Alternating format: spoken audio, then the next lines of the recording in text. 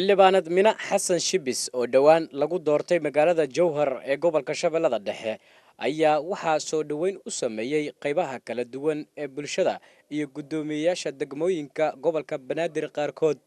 xildhibaanada ayaa lagaga hortagay meel u dhaxaysa magaalooyinka Balcad iyo magaalada Muqdisho, waxaana lagu soo dhaweeyay baabuur iyo caleemo qoyan oo halkaasi dadka soo dhaweynteeda u baxay ay tubnaayeen.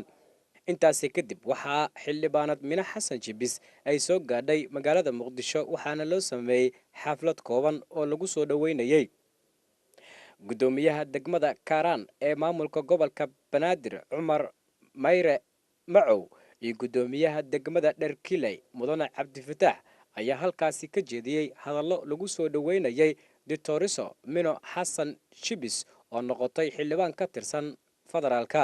waxaan rabaa inaan u sheego ummadda Soomaaliyeed xildhibaanada laga soo bilaabo Jowhar ilaa halkaan in dadweyne ay dhinacyada wadada u taagnaayeen oo ay halalkii soo martay magaalooyinkii dhan laga soo dhaweynayay.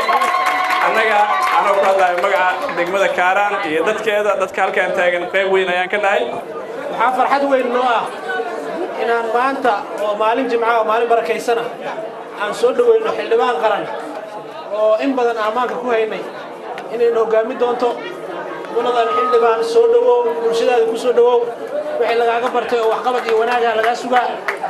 qaybo badan oo kamid ah bulshada Soomaalida ayaa soo dhaweeyay xildhibaanada, waxaana kamid ahaa xildhibaan Yuusuf Kabaale oo qudhiisa kamid ah xildhibaanada baarlamaanka federaalka, isagoona halkaasi ka jeediyay erayo uu ku soo dhaweynayo xildhibaanad Dictoriso Mina Xasan Shibis. waxa waaye walaashaan Mina Xasan Shibis oo xildhibaan qaran soo noqotay, ilaahayna uu soo fuudeeyo, ilaahay iska leeyahay awooddaas iyo sidii wax lagu noqday ayaan maanta ku soo dhaweynaynay halkaan ilaa Jowhar ilaa Balcad ilaa meesha intay soo martay shicibku waa taagnaayeen. waxaana waaye wax qabadkii laga bartay ayaa laga rajaynayaa, dadkuna saasay u taageersan yihiin. gabagabadiina waxaa goobta ka hadashay xildhibaanad Dictoriso Mina Xasan Shibis. runtii aad iyo aad ayay u mahadsan yihiin.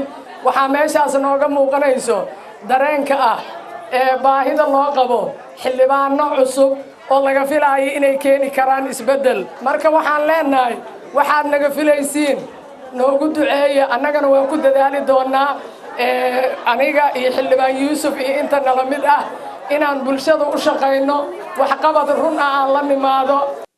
Cabdi Casiis Ibrahim Axmed Okay, TV Universal, magaalada Muqdisho.